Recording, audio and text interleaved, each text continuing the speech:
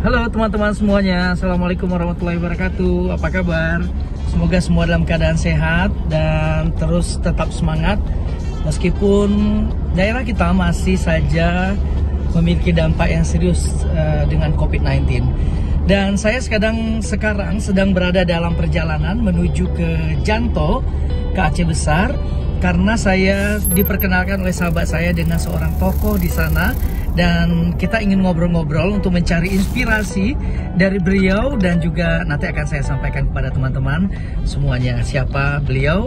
Adalah Bapak Sekda di Kabupaten Aceh Besar, Bapak Dr. Andes Sulaimi MSI. Sekarang kita lewat jalan tol menuju ke Janto, dan tadi sudah melalui pintu pertama tol dan sudah klik-klik, artinya sudah berlaku bayar ya untuk lewat di sini. Jadi teman-teman semuanya, kalian boleh menggunakan semacam kartu tol apapun yang barangkali disiapkan oleh provider atau apa gitu, dan supaya membuat perjalanan kalian itu makin menyenangkan.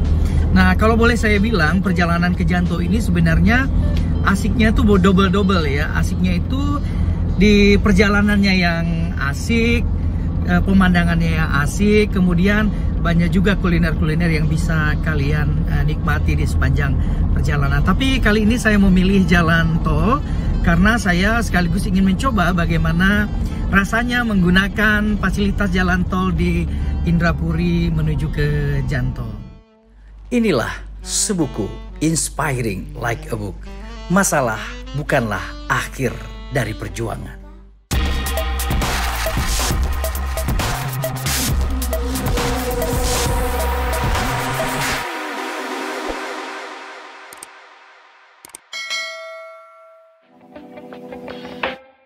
Halo semuanya, sekarang saya sudah sampai di kantor Bupati Kabupaten Aceh Besar, dan saya akan janji ngobrol dengan Bapak Sekda, dan kita akan mencari insight baru tentang kepemimpinan dari seorang pemimpin.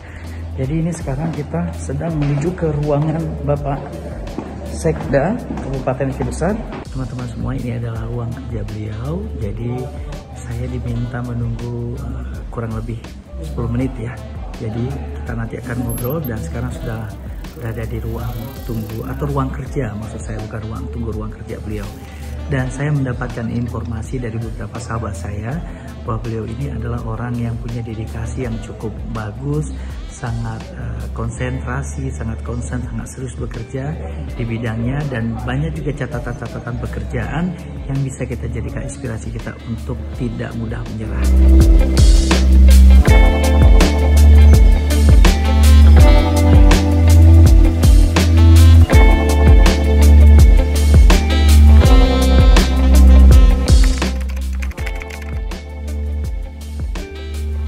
Ceritanya, cerita saya memang kalau lihat latar belakang ya, dari kondisi ekonomi orang tua mungkin ya, tapi saya cukup optimis walaupun dengan keterbatasan mungkin orang tua.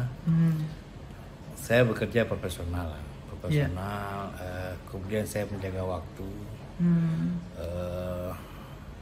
Penting kalau saya berprinsip kemarin, pribadi saya, yang penting kita dekat sama masjid, kemudian kita ada di warung kopi, dan yang ketiga kita ada di lapangan olahraga ya. Jadi 3 sarana ini mungkin yang mendukung saya, sehingga mungkin bisa punya kenalan, link dengan orang-orang yang mungkin yang lebih berkompeten, yang punya kapasitas yang lebih lah buat belajar gitu ya Pak ya.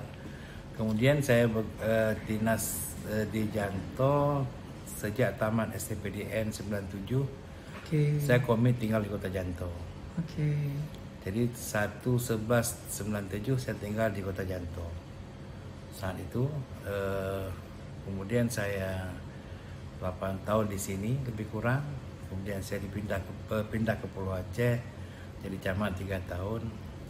Dan alhamdulillah selama saya berkiprah di Aceh Besar, saya menjunjung tinggi loyalitas. kepada siapapun terhadap pimpinan saya. Mungkin saya pernah kerja di bagian umum, di humas. Yang penting saya tunjukkan loyalitas. Loyalitas Pak ya. Dan profesional. Saya 3 tahun kurang sebulan Pulau Aceh. 3 tahun kurang 1 sebulan. bulan. Jadi 2 tahun 11 bulan.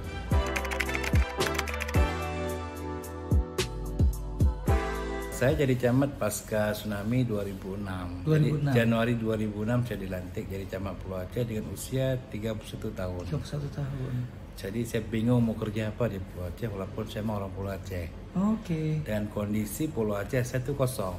Oke. Hanya beberapa masyarakat yang tinggal di sana. Sementara banyak masyarakat yang ngungsi ke Banda Aceh, ke Janto dan ada beberapa titik lainnya. Kami di Pulau Aceh terpaksa tidur di bawah pohon karena memang belum ada rumah, kemudian sarana pendidikan juga belum ada yang terbangun, begitu juga dengan masjid. Sehingga mau tidak mau hal seperti itu, dengan sinyal HP juga tidak ada saat itu. Tidak ada Pak ya. Jadi kami pindah-pindah tidurnya, tapi alhamdulillah secara perlahan datang beberapa NGO ke sana. Datang BRR, tapi tentunya Pulau Aceh kan berbeda penanganan dengan daratan. Yang menyangkut mungkin transportasi ke sana. Kos pembelanjaan kan lebih tinggi di Pulau Aceh. Lebih tinggi ya Pak ya. Dibandingkan di daratannya.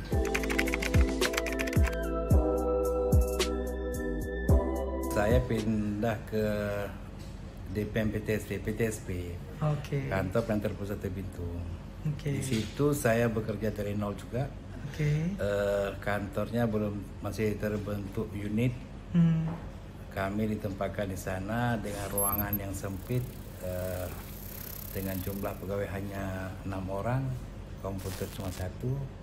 Tapi kami harus melakukan tugas itu. Satu pertanyaan mungkin dari orang-orang pejabat Aceh Besar saat itu, nggak mungkin PTSP ini akan sebagus PTSP yang ada di Pulau Jawa.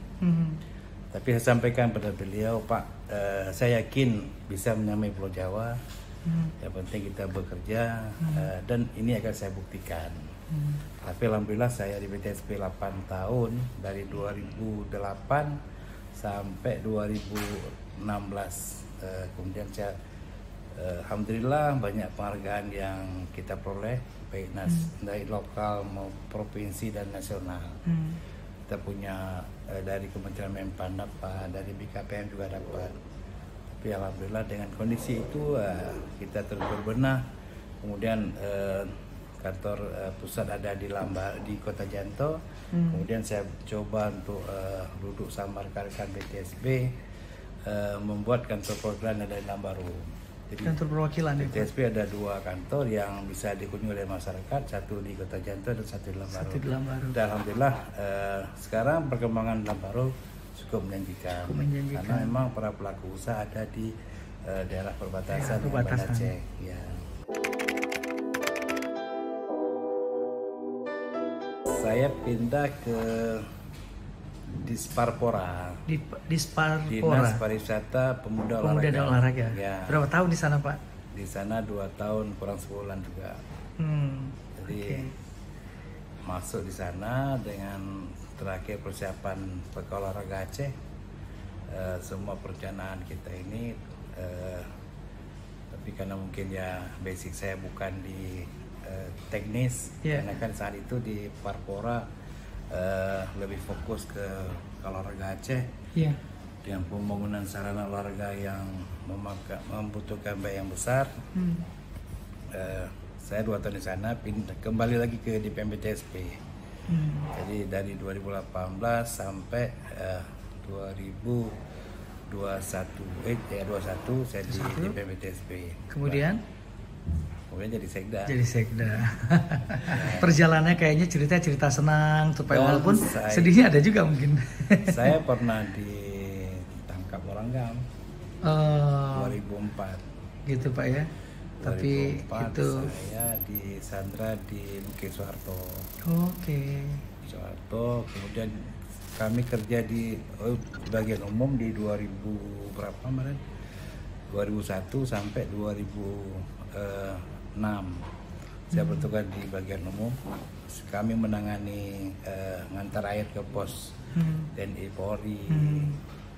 Ya, kerjaan konflik setiap saat di telepon, di penekanan mungkin ya. Tapi alhamdulillah 4 tahun 2 bulan bisa kami jalani. Bisa diselesaikan ya Pak ya.